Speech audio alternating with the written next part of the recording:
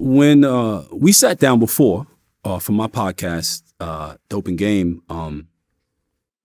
3 years ago, and like you were the third person I'd interviewed, and at that point you had a lot of projects that you were cultivating, you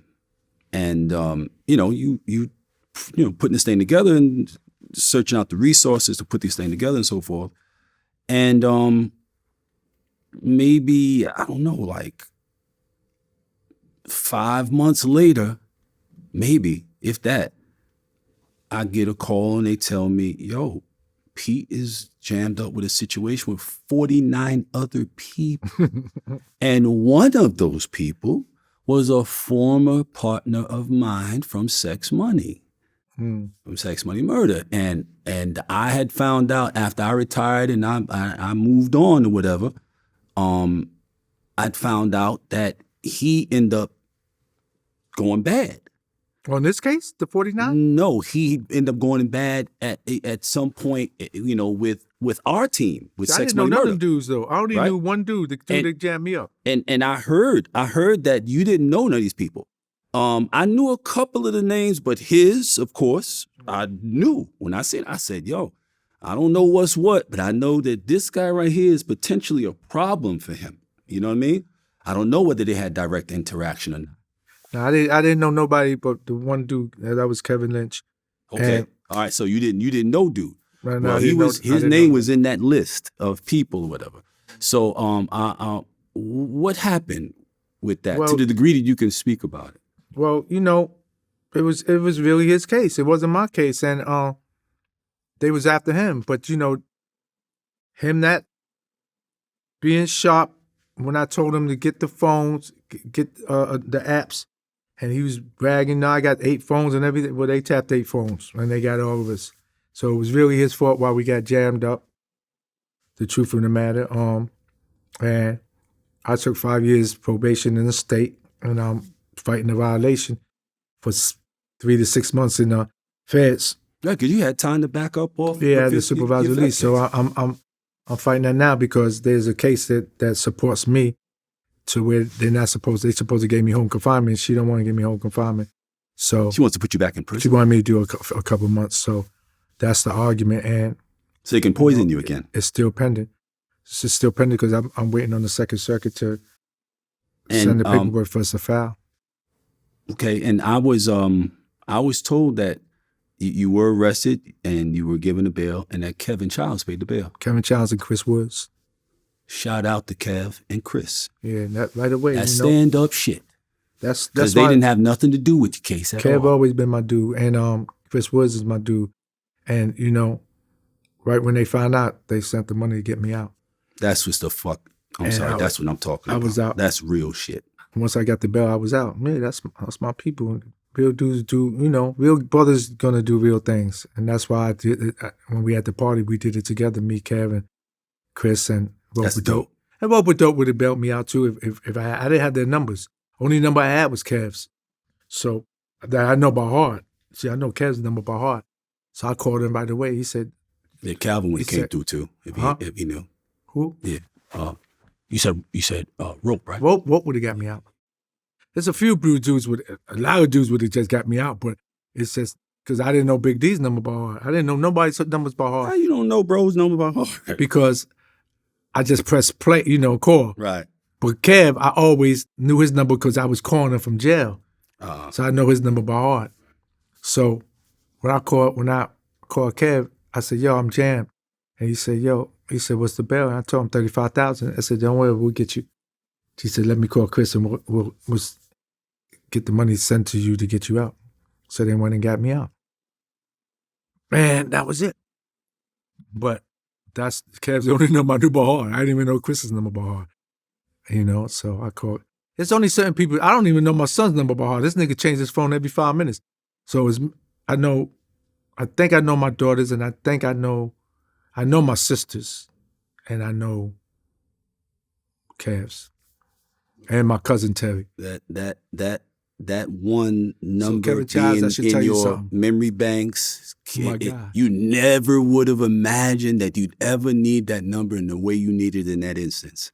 What, Kevin's number? Yeah, Oh, well, we speak all the time anyway because of the Don Diva magazine and all that shit. And I was trying to get people to go to him to do articles. But when I came, it's just his number is so easy to remember. So I always remembered it. So excellent. That's where the case is at. But, So the projects that you were talking about back then, the movie, the documentary. Since I haven't talked to you, we got a 3-episode documentary. We just waiting for the financer. Okay. So it's shot?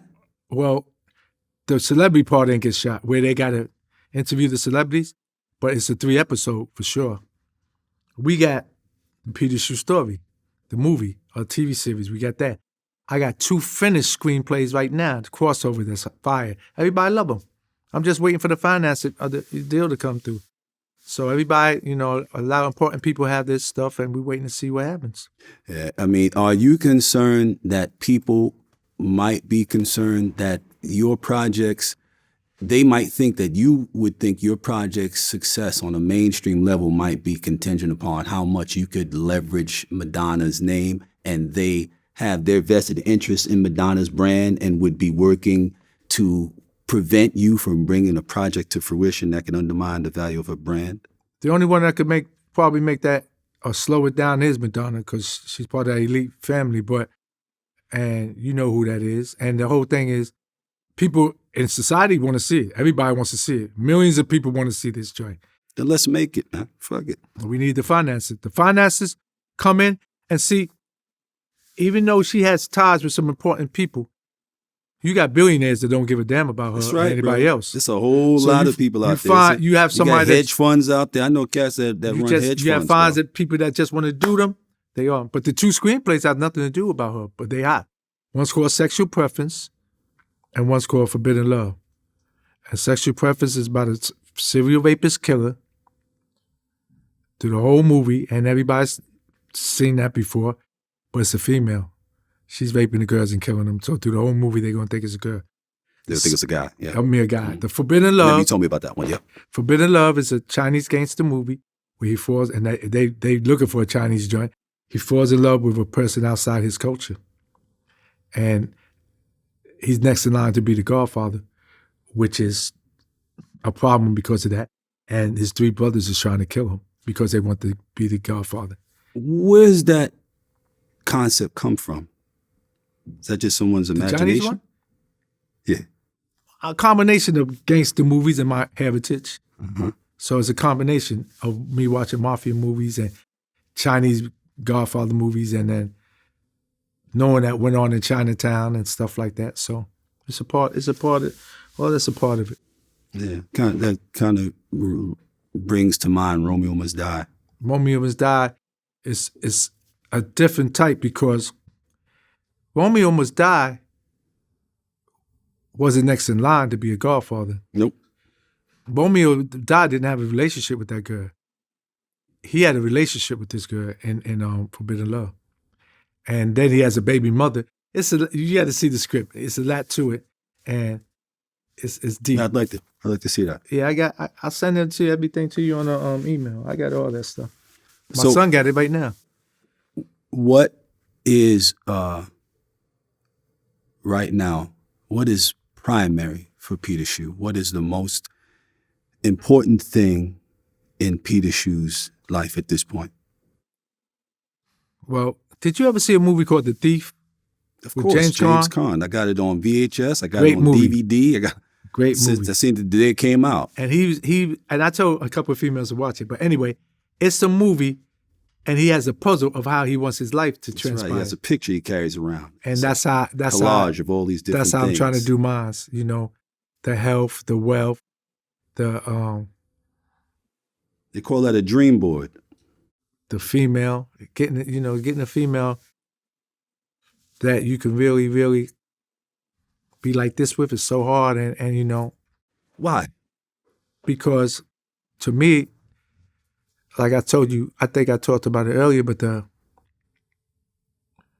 there's a lot of women out there that's toxic and they having depression problems. So they using drugs and liquor and sex and using you as a punching bag in a relationship too. Yep, psychological and physical and emotional punch bag. It's rough to find a good girl. Well, I mean, the young girls want the money. Not for nothing, but I found that, right? So it exists, right? But also, I made choices a long time ago that put me personally in a condition, mentally, psychologically, spiritually, that we'll say gave me the ability to resonate at a certain frequency where I could attract that. You know what I mean? Now, if you still have a toxic mindset in terms of like you're objectifying women, you look at women as body parts and not as a whole person. You look at them as some sort of an accoutrement that you add to your list of things I got that make me look good. I got the car and I got the jewelry and I got the money and I got the broad. And if you put women in the category of things that you got, then you're never going to find.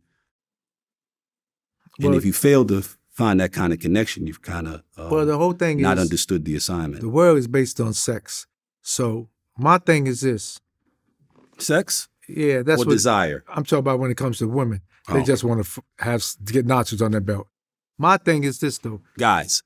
Yeah. What happens after an hour of sex? What you gonna do with the girl 23 hours after that? So if you're not compatible or have that's right. ongoing things where you can keep the relationship fresh, then the relationship is going to go downhill anyway. Right. So how could that be? How can you have that if you as a person, as a man, are not whole and complete within yourself? How are you going I'm not. I had all my notches on the belt. So sex is not my priority. Sex is mandatory because it's in a relationship. But my priority is the 23 hours we're going to do together after that. You know that. How long has that been your priority? What? The sex ain't my priority? The 23. The other 23 hours. Well, that's been my priority after I had the other 20 hours. I had to just in jail. That you didn't get no coochie for 21 years, so you using your hand. Right. So if you could do that, then when you come home, that's not a priority no more because you didn't have it for about 21 years is like not half my life, but if you didn't have that for that long, right? And you know that won't kill. Same thing we were talking about adjustment. You have to adjust. That's right. It's a part of your life that's gone. But when you come out, you no longer have to. You like lobsters. Without. Say you like lobsters. You like eating lobster. But 21 years you have to go out lobster, crabs, all the stuff you like, champagne.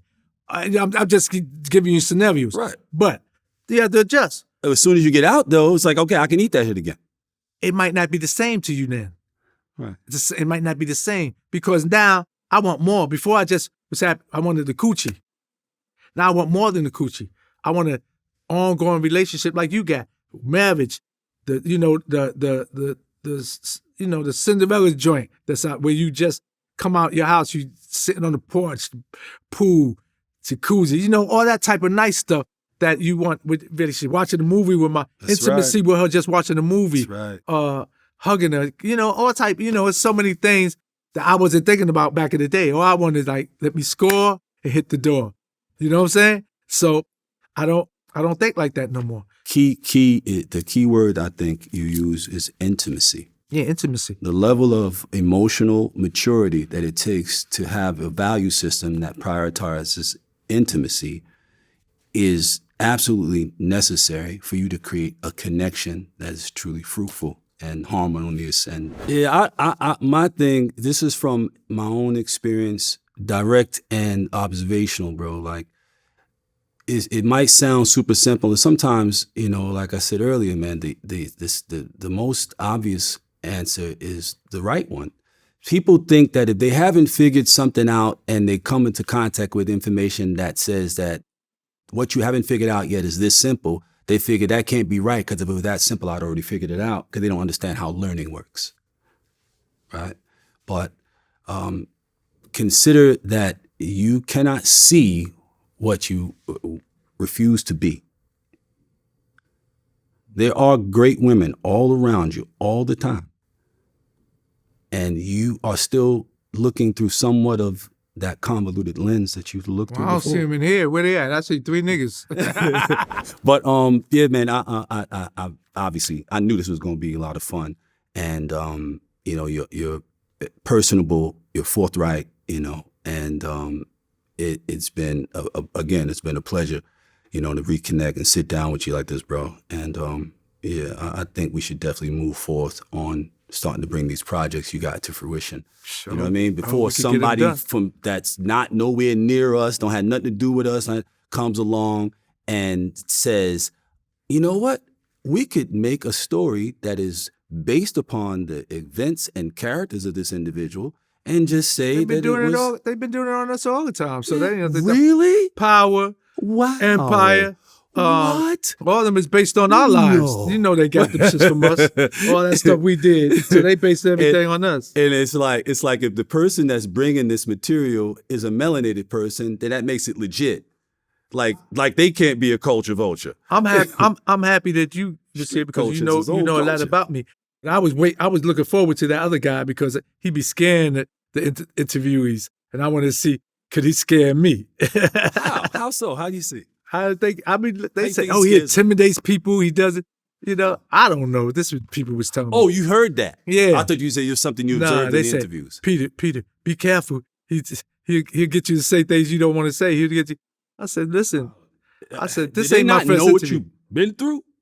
I don't know. If the people couldn't get you to say something you didn't want to say, what could I don't know. An interviewer get you to say? I guess they don't know. I guess they don't know I have an S under here somewhere. You did. I don't know if it's on my chest, on the back of my butt, whatever. It's somewhere.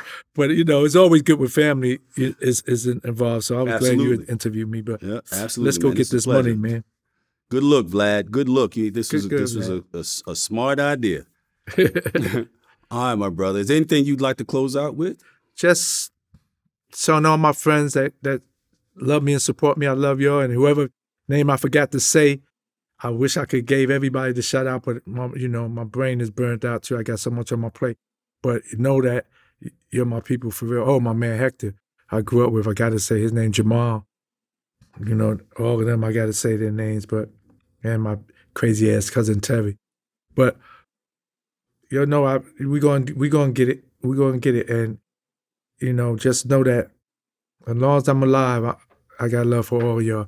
And the females I made, I said, didn't mean I slept with all them females, but I just got a lot of love and respect for them because of how they changed a lot of the things that went on in societies when I was alive. Yes. I mean, while I was in that era. And even though going back to the big gangster brothers that we knew that changed these shows, that made these shows copy us, some of the things they seen in our lives, I salute them too because they was good dudes. There's a lot of good dudes, that's not here right now. And there's a lot of good dudes that are still out there and still trying to get a movie deal because for some reason, if it ain't right, it ain't right. I like that. If it ain't right, it ain't right. So that's what they doing to us. Yeah, I'm going to use that again. If it ain't right, it ain't right. But, you heard it first on Vlad TV. Even the ones that's told, man, you got to look in the mirror and pray that, and really see what you did to people and maybe you could change and just try to make a better life for yourself. But don't try to be in denial or erase what you did to ruin people's lives because that's sad. And even to Madonna, I wish her well. That's how I feel at this time because I really believe that somebody put her up to that. But she was still complicit, kind of corny to go and fall for that now. But I love this show. I love the people that did everything, the camera people and the video people. Peace.